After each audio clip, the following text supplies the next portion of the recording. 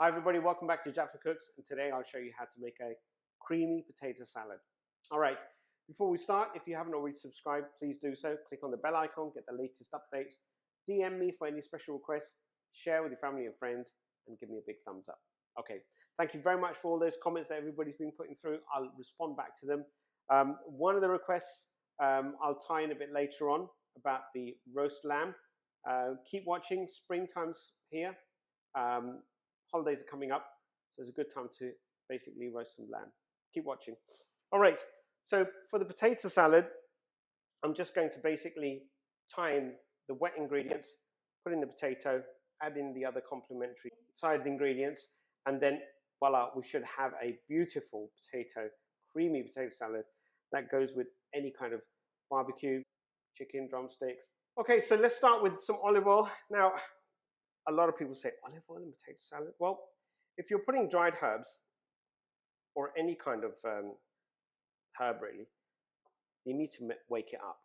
And if it's dried, it especially needs a lot of waking up. It's been there, dried out, no moisture, so it needs some moisture. So I'm just gonna mix in the chives and some olive oil, and then slowly start putting pepper and the salt, and I'm going to introduce the mustard as well. Now for my mustard, I'm actually using good old English mustard.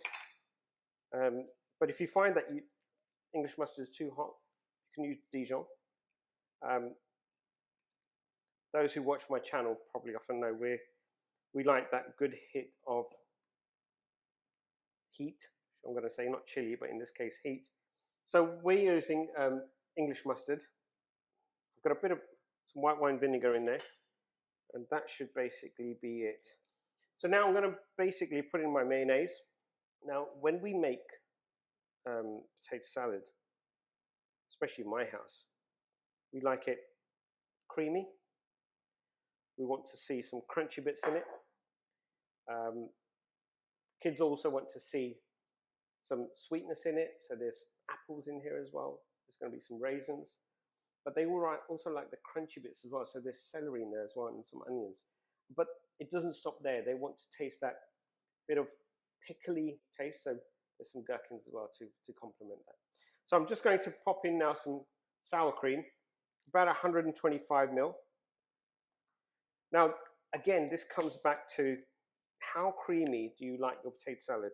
If you like yours nice and creamy, then add more. But at this stage, I'm just putting enough so that it coats my potatoes nicely. And then when we start working with the rest of the ingredients, they'll absorb more. So if you need to put some more sour cream, do put it in as you feel fit.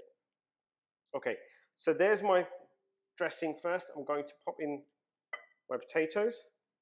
And these potatoes have been boiled to the point where a fork or a toothpick can go through them quite nicely. They don't break up, they still hold their shape.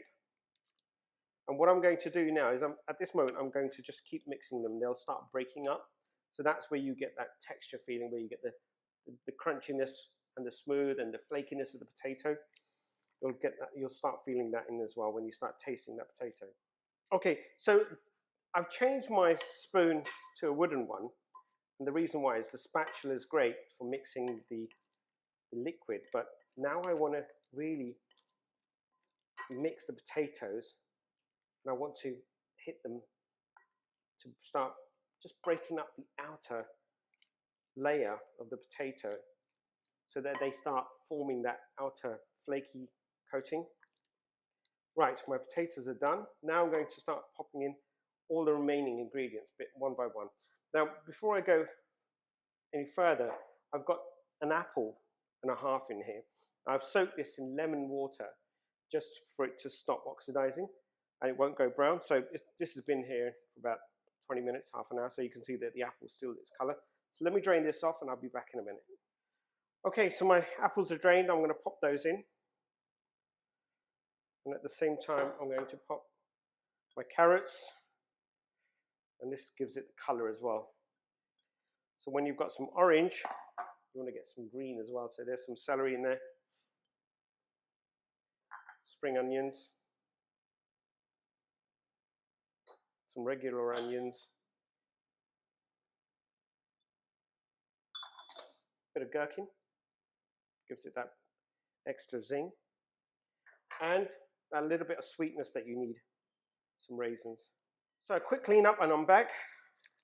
So now this is where everything gets mixed in, and this is where it infuses. Now potato salad may just look like a potato salad, but it's a great way of incorporating other vegetables and ingredients for your kids. And I hide a lot of things in their diet that they don't actually know. I know my kids, some of my kids will say, but Dad, I don't like that. So it's okay, I won't put it in. But eventually I'll put it in this, very nice. So this is a great way of introducing different elements of fruit and veg in their diet that'll really help them as they grow.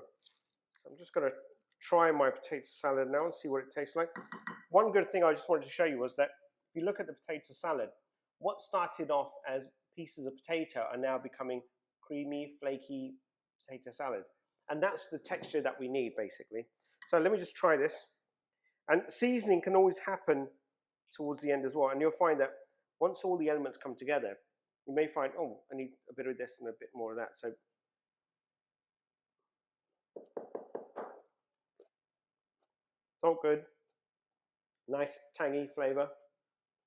Maybe a little bit of black pepper. Yeah. So I'm going to try some black pepper, add a bit more, mix it up, and that should be it really.